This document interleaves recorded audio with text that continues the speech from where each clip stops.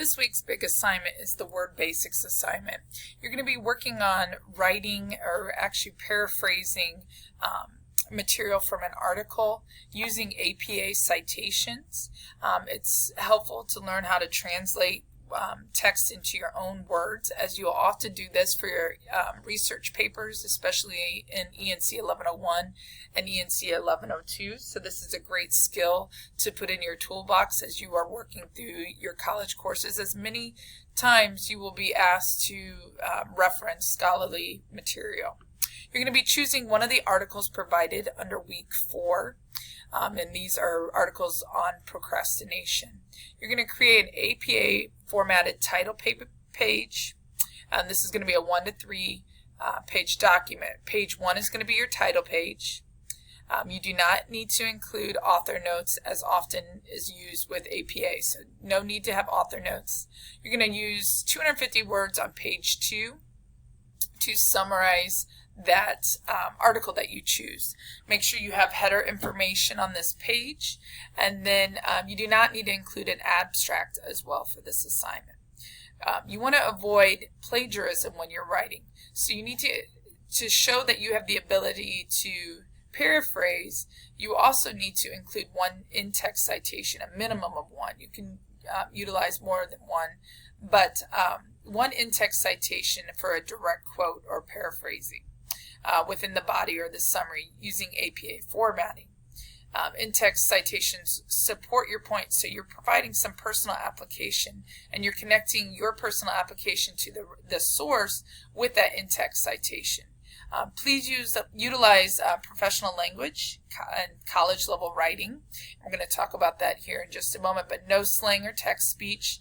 We have provided a sample paper for you to review so you can really understand how to set this paper up. Also, I encourage you to go to Purdue OWL. This is a great resource that helps you with citation.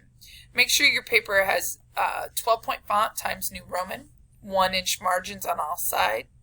Typically, this is your standard setup for your paper. 1/2-inch tab is used for each paragraph. So your first line of each paragraph, utilize the tab button on your keyboard to create that indent to show that it's a new paragraph. Double space throughout. And one of the biggest mistakes that occurs when you are writing a paper is typically your settings have the Word Basics or Word set up where it has additional spacing between paragraphs. Make sure when you go in to start your paper that you remove the space after paragraph. This will ensure that you don't have this problem where you have an additional space between your paragraphs. It should all be double spaced throughout. Spell check and proof your work before submitting, and then don't add any extra flair to the assignment. Do just as APA standards permit. You're also going to have a third page then that will be your reference page. So let's take a look at one of the samples. The sample has a running header. So you're going to utilize the insert at the top of your navigation bar on the Word document and insert a header so that it runs throughout. And you'll have a page number as well that you'll insert. You have your title portion, which has the title of your paper, your name, and Daytona State College. As you go to page 2, again, you have that running header that has the page number as well as your title. You're going to have your title of your paper centered on that first page of text. So make sure you utilize the center button, center that, and put your title there. Notice the very first line of this paragraph is indented using the tab button on your keyboard. And you'll notice that throughout the whole paper, it is double spaced with no extra space between these two paragraphs. It looks the same throughout. Great continuity. You'll notice too that we have an in-text citation here, both here and here, and you will need to do that as well for your paper. It's 250 words. It should be about a page long. And then as you move to page 3, again, centered on this page using this button right here to center it, you have the word references, and then you have the source that you are referring to in your paper. Notice that the very first line is left justified.